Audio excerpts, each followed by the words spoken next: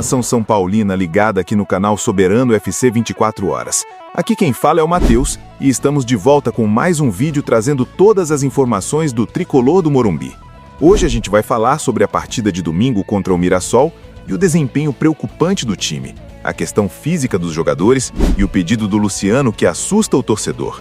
Tem tentativa de fritura do Crespo, indireta de empresário de jogadores do São Paulo, mercado da bola com reforços pedidos pelo treinador, tem proposta oficial por joia do Boca Juniors, São Paulo apresenta zagueiro e, claro, a crise política envolvendo impeachment, investigações e até a possível saída do Muricy Ramalho. Antes de tudo, já deixa o like, se inscreve no canal se ainda não for inscrito, ativa o sininho e compartilha com outro São Paulino. Agora sim, bora pro vídeo! O São Paulo entrou em campo no domingo e mostrou mais uma vez que 2026 tende a ser um ano extremamente complicado. O time começou a temporada exatamente como terminou 2025. Apático, sem intensidade, sem competitividade e com um nível físico muito abaixo do ideal. O tricolor foi derrotado fora de casa por 3-0 para o Mirassol. É difícil enxergar um futebol bem jogado. Não dá para ver um time forte, agressivo, capaz de competir em alto nível. E isso preocupa demais quando a gente olha para o restante da temporada. O clube fez mudanças no departamento médico e na preparação física, mas isso não resolve de forma imediata. É um processo que leva tempo e até agora, em campo, essa evolução ainda não apareceu. Na live pós-jogo, inclusive, muitos torcedores destacaram exatamente essa questão física como um dos principais problemas. Alguns jogadores chamaram atenção negativamente. O Luciano é um exemplo claro, visivelmente abaixo do melhor condicionamento. O Alisson também preocupa nesse aspecto. Já o Lucas Moura, apesar de estar mais magro e com o corpo mais definido, ainda está muito longe do futebol que a torcida espera. A forma física chama a atenção, mas o rendimento dentro de campo segue abaixo. O próprio Crespo confirmou que nem Lucas nem Caleri estão 100% fisicamente. Dá para afirmar com tranquilidade, se continuar desse jeito, 2026 tende a ser um ano ainda mais difícil do que foi 2025. Depois da partida, o Luciano falou e teve o apoio da torcida. Temporada com uma estreia dessa. Eu vou falar pra você, vou ser sincero. A gente pede o apoio da nossa torcida porque, como ano passado, esse ano, eu acho que vai ser mais difícil. Tá? Então eu peço pro nosso torcedor não abandonar o time, que com eles a gente é mais forte. A temporada vai ser difícil, então só peço isso, que o torcedor não abandone esse clube. Faz sentido. Esse ano promete ser duro, complicado e perigoso. Abandonar o time agora só piora tudo. O momento pede união, empurrar o time e jogar junto com os jogadores, não criar mais crise do que já existe. E falando em crise, é importante a gente separar o que é problema real do que é crise fabricada. Pouco mais de uma hora depois da derrota, começaram a surgir notícias de bastidores dizendo que jogadores não confiam no Crespo, que o ambiente é ruim e que o treinador não é unanimidade no elenco. É curioso como esse tipo de informação só aparece depois de derrota. Nunca antes do jogo, nunca durante a pré-temporada, nunca quando o time está se preparando. Sempre depois, quando o torcedor já está revoltado. Esse discurso não convence. Se isso fosse real, por que não vazou antes? Por que não surgiu na pré-temporada? Por que só agora, depois da derrota para o Mirassol? Tudo indica uma tentativa clara de desviar o foco, jogar a crise no colo do Crespo quando o problema principal passa muito mais pela diretoria e pelo caos político do clube. É claro que o Crespo erra, não é nenhum gênio, tem limitações, insiste em 3 zagueiros, 3 volantes, um esquema engessado, e isso é criticado aqui no canal. Mas transformar isso em crise de bastidor no início do ano é exagero e segue um roteiro conhecido. Quando o cerco aperta na diretoria, o treinador vira escudo. E esse clima fica ainda mais pesado quando entra a questão dos empresários. Viralizou a publicação do empresário Júnior Pedroso, que representa Lucas Moura, Pablo Maia e Ferreirinha, com a frase: líder limitado não é quem tem limitação técnica, mas quem não tem a confiança do grupo. A pergunta que ficou foi: esse recado foi para quem? Para o Crespo? Para a diretoria?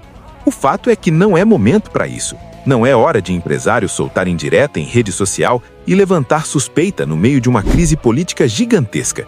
Coincidentemente, os 3 jogadores começaram no banco no domingo. Pablo Maia nem entrou. Lucas e Ferreirinha só entraram no segundo tempo. Ou seja, alguma coisa aconteceu. Mas quem acabou expondo o elenco não foi o treinador. O Crespo em nenhum momento expôs jogador em coletiva. Quem criou o ruído foi o empresário. Esse tipo de joguinho é feio, desgasta o ambiente e pode sair pela culatra. Ao invés da torcida cair em cima do Crespo, pode acabar caindo em cima dos próprios jogadores. E olhando friamente para o desempenho deles em 2025, o banco foi totalmente justificável. Lucas teve um ano fraco, Ferreirinha não conseguiu regularidade e nem chegou a 10 gols, e o Pablo Maia voltou de lesão muito abaixo. Dentro desse cenário todo, o Crespo deixou claro em coletiva que o elenco é curto e voltou a cobrar reforços. Segundo ele, o São Paulo precisa de pelo menos 5 ou 6 jogadores ainda nessa janela, principalmente por conta das lesões. O clube liberou muitos atletas e praticamente não repôs. Saíram vários nomes e até agora chegaram apenas Danielzinho, Carlos Coronel e Dória. Isso ajuda a explicar muito do que a gente vê em campo. Falando em Dória, o São Paulo anunciou a contratação de Matheus Doria. O zagueiro rescindiu o contrato com o Atlas do México, chegou sem custos de transferência e assinou contrato até o fim de 2027 com possibilidade de renovação por metas. Doria vestirá a camisa 4 e retorna ao clube onde já atuou em 2015. Na apresentação, o jogador destacou o carinho pelo São Paulo, disse que sempre manteve o desejo de voltar e ver esse retorno como uma oportunidade de reescrever sua história no clube.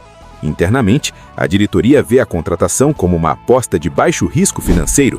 Por vir sem custo, o São Paulo entende que, mesmo sem ser um zagueiro de nível europeu, o Doria pode ajudar a compor elenco, dar experiência e aumentar a concorrência no setor defensivo, que sofreu muito com lesões. A comissão técnica avalia que chega pronto fisicamente, conhece o clube e pode ser útil principalmente em um elenco curto como o atual. A expectativa é que ele seja integrado rapidamente ao grupo e comece a disputar posição. Atualizações do mercado da bola. O tricolor abriu negociação oficial por Kevin Zenon, meio atacante de 24 anos, pedido direto do Crespo. O jogador atua centralizado, mas também pode jogar pelos lados, algo que agrada bastante a comissão técnica por dar mais opções táticas. O São Paulo apresentou uma proposta de empréstimo com opção de compra ao Boca Juniors. A ideia do clube é trazer o jogador sem custo imediato elevado, pagando um valor pelo empréstimo e deixando a compra condicionada a metas ou desempenho. O problema é que o Boca não quer esse modelo. O clube argentino exige venda definitiva e estipula um valor em torno de 15 milhões de dólares. Além disso, o Boca não se anima com parcelamentos longos e quer garantias financeiras. O São Paulo tenta reduzir esse valor, discute condições de pagamento e avalia incluir metas para diluir o investimento. Mas sabe que a negociação é difícil, o Alavés da Espanha também negocia com o jogador e aparece como concorrente direto. Internamente, existe um certo otimismo pelo fato do Kevin Zenon se ter mostrado aberto a jogar no São Paulo e ver com bons olhos o projeto esportivo. Mas a diretoria sabe que não é uma negociação simples, principalmente pelo momento financeiro do clube e pela postura dura do Boca.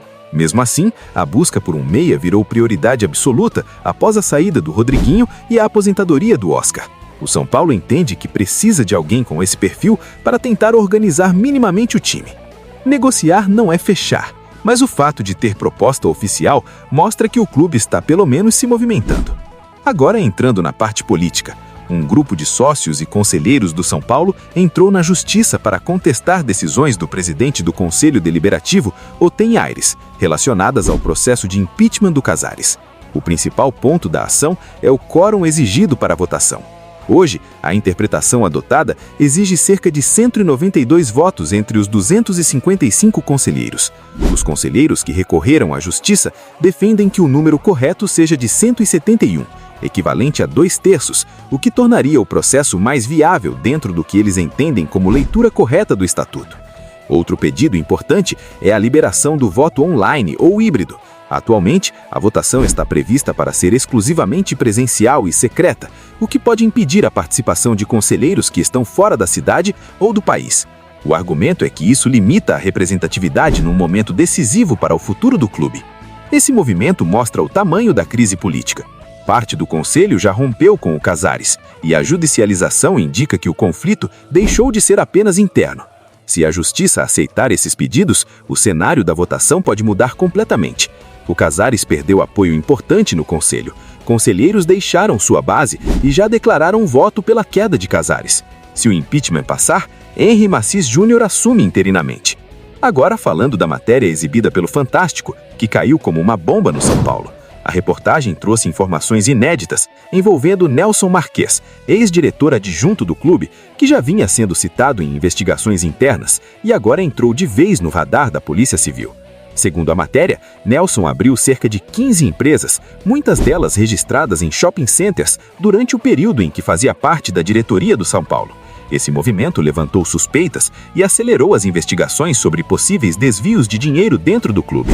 O ponto mais grave é que essas empresas teriam surgido justamente em um período em que o São Paulo enfrentava dificuldades financeiras, atrasos e necessidade de vendas de jogadores.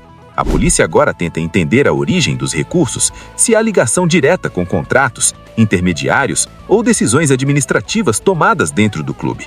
Nelson deixou o São Paulo junto com Belmonte e Fernando Bracali, e a reportagem indica que o caso ainda deve render novos capítulos. A investigação segue em andamento e pode atingir outros nomes ligados à antiga gestão. Meus amigos, mais um capítulo pesado dessa crise administrativa. E para fechar, uma informação preocupante envolvendo Muricy Ramalho. Desde dezembro, pessoas próximas sugeriram que ele se afastasse por questões de saúde. Agora, com todo esse desgaste, escândalos e polêmicas, ele cogita deixar o São Paulo a qualquer momento. Talvez seja até a melhor decisão para preservar sua história e sua imagem dentro do clube. Essas foram as informações de hoje. Quero saber a opinião de vocês. Você gostou da contratação do Doria? Acha que o Kevin Zenon pode suprir a falta de um camisa 10 no elenco? Acredita que o Casares cai nessa votação de sexta-feira? E como você vê o momento do Crespo em meio a esse caos todo?